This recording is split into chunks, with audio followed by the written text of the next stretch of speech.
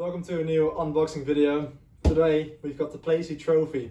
I finally got an upgrade for my normal sim racing desk chair that I've been using for the last couple of years. I think I bought that chair in like 2019 and it's like a normal racing desk chair, so it's not really ideal for sim racing because it's not connected to the wheel and the pedals. It just moves around, the pedals are loose on the ground, the wheel is clamped to the desk, which has been sort of fine for the last few years, but I was kind of fed up with it and I decided to bite the bullet and buy this thing, the Playseat trophy.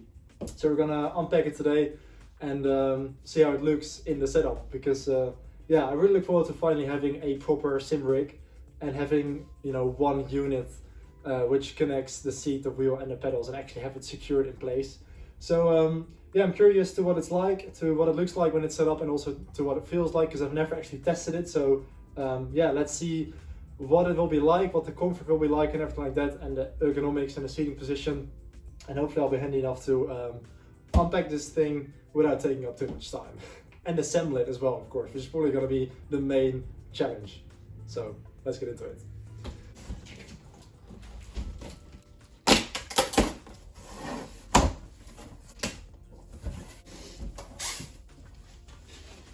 So first of all, we've got the... That's also one of the reasons why I did an upgrade. So first of all, we've got the Playseat trophy manual here. Looks very nice actually. This is the first time I've ever bought something from Playseat actually, which is a Dutch company as well, by the way. Because I never really liked the Playseat Evolution and the Playseat Challenge and all that. But this thing I actually really like the look of, so that's why I decided to buy it. I did consider getting the F1 Playseat, but I tested it at one of my mates' houses. Erik, who actually bought it as well. You might know him from SRL or from some of the other streams we've been doing, like the 4-player co-op. He's one of my co-workers from Race Planet, but he had the F1 Playseat and I thought it was way too low down. And I think it wouldn't really fit here, and also because I play a lot of other racing games aside from F1, I want to have more of an upright position for, GT racing and all that. Gotta say, this is very nice, like some... I mean, I know it's just a manual, which will also come in clutch, because I won't be able to do this without the instructions, but some pretty high quality, thick paper here. So I appreciate that. So here we have the seat. Let's also take out the screws and all the assembling bits that we need. I'll just put it here for now. It smells nice as well, I'll tell you that. So I got the normal edition. There's also the Logitech G edition and the red edition. I thought the red one was a bit too red. And the Logitech one, I did like the blue accents on it, but I don't like the fact that there's a massive Logitech G logo on like the headrest.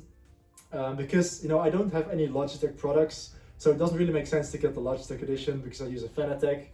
And yeah, that's why I decided to just go for the standard black edition. Because I think it sort of just goes nicely with anything, and yeah, I think it'd be weird to have a Logitech seat and a Playseat wheel. Correction, a Fanatec wheel. A Playseat wheel doesn't exist, at least not yet. So let's get this out. This is the main seat, of course. So these are the support poles for the actual seat, of course.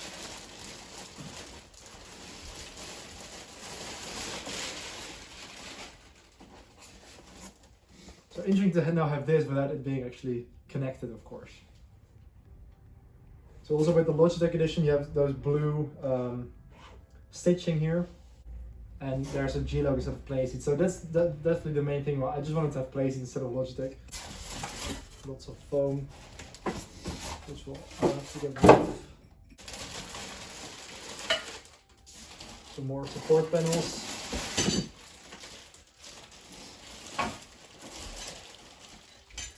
So I reckon this is going to take me like half an hour or something to get together, if not more.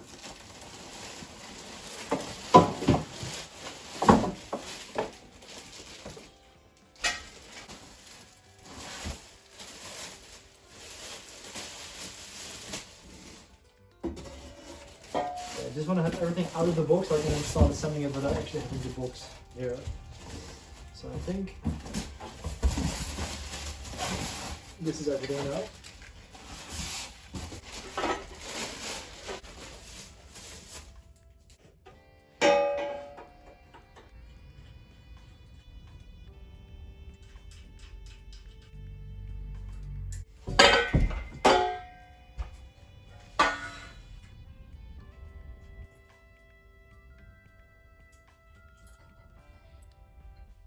So it is finally starting to look like something.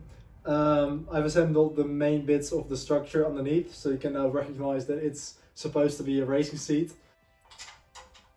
So the pedal plate is in place now. Definitely very secure. Even the way I tighten it, because it's not really symmetrical. I think I messed up a little, but I don't think it really matters. And I secured all of them very tightly, so no more moving pedals, hopefully. Now the wheel plate. I think this is pretty straightforward as well. This just goes in here, I think. Oh, I see, this is the mechanism where I can adjust the wheel plate and the angle of it. So it's pretty convenient. So yeah, that makes sense.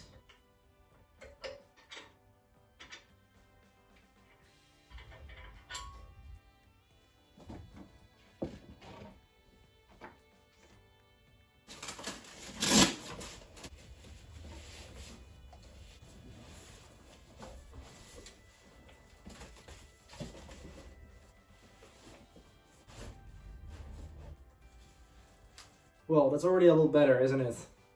Here is the seat. I've just put it on pretty rushed, so I don't think I can probably make it a little bit better if I adjust the straps and all that. So I can tidy it up a little bit. The thing is though, this seat is completely basically secured on here by straps that go underneath. So you're basically just holding on by Velcro straps. Of course it is holding on by the headrest as well, but then this bit where you're sitting on is purely holding on by Velcro straps. Now it is pretty strong Velcro, because every time I accidentally touched it with the other side of the Velcro, I barely was able to rip it off again.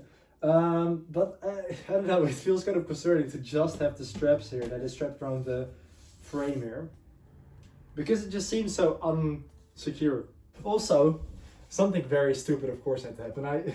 When I assembled it the first time and I put the seat around it, I accidentally put it on the wrong way around. So I was like, hang on a second, this isn't right, and I had to pull it out again and do it again properly with the facing the right way. Of course there's a Playseat logo on either side, so I just put it on there and then I realized, oh wait. I really struggled to secure these bits around the side here. I was like, man, that is really tight, and I managed to secure it, but then I had to take it out again now. Hopefully I haven't really messed up the stitching here and the leather or whatever it is. I think it's like PU leather, so it's also fire resistant actually, which is very nice to know. One thing that is actually really handy here is you can actually adjust the size by just adjusting these built-in screws that you can adjust with the Allen key. So you can basically just tighten and loosen this. I think for me it fits best having it around the medium sized option here. But you can actually adjust it to every way you want. Like there's like an indicator here which says small, medium or large, but you can also just put it somewhere in between that, because yeah, there's full adjustability with how far the pedals and the wheel plate are away from you. I think the only downside is that of course with the way this structure is, you can't actually adjust the wheel plate. So if you move the pedals further, your wheel is going to be further as well. That's not really an issue, because I think if you're taller, if you've got taller legs, you've also got taller arms, but still. It's a slight con maybe for some people. I don't think it will be an issue for me though. I think only maybe for small people it will be. Of course you can adjust the angle of the plate, which I like.